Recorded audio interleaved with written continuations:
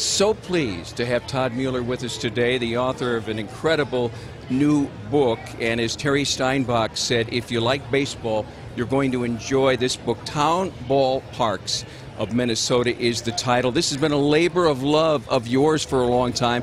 What is it about town ball and ballparks that drew you to writing a book about them? Well, Tom, one of the most fascinating facts is that Minnesota has 300 amateur ball clubs. That's more than any other state in the country, which is amazing considering how short the season is. So I set out to find out how many ballparks are as gorgeous as some of the parks that I saw as a kid, namely Chaska, Jordan, Meesville, some of those well-known parks. And it took me on a statewide excursion to check out these different ballparks. How difficult was it to limit to, I think 28 or 29 ballparks that you look at? And by the way, the photographs in your book are just terrific. They really give you a sense of being there as well. Difficult to limit to a number of that quantity. It is difficult. We ended up with 27. We're going to start with 25, but 2 snuck in there because they had great stories.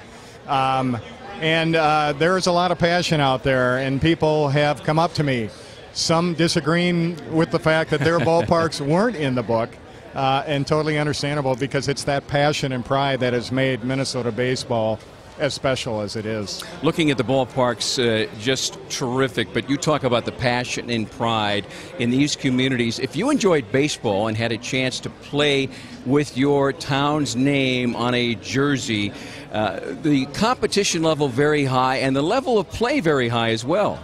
The level of play is very high. In fact, the Southern Mini League down in south and southwestern Minnesota was for many years considered just a step below the pros.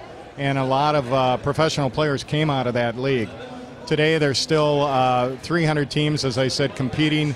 There's a lot of talent out there and a lot of guys that may have been drafted and just had arm problems or whatever and decided to come back and play town ball. Some of them, including Dana Kicker, who is working for the St. Paul Saints broadcast area, featured in this book as well. And he talked about the amazement to starting at town ball and eventually pitching on the same mound that Babe Ruth did in Boston. Some great stories. Great stories. Dana shares some great stories in there about his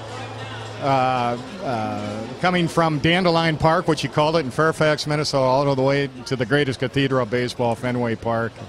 And another gentleman, Randy Berkman, is featured in there. And Randy was from the Midway Snurdbirds, which wins the award for best team name in the state.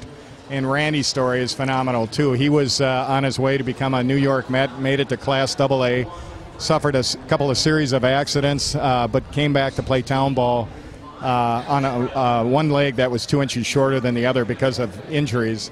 Did a wonderful job, and he is a great example of the tenacity of some of these players. Town Ballparks of Minnesota, the name of the book. Todd Mueller, the author. How long did it take you to put this together? Well, I started in 2008, Tom, and we just got it done here about 7-8 weeks ago. So it's been a journey. It's been a lot of fun. Well, it's certainly worth your time and attention. Where can you find this book? Right now it's at www.townballparksofmn.com. It's also going to be carried by Barnes & Noble, and Amazon will be carrying it too. That's going to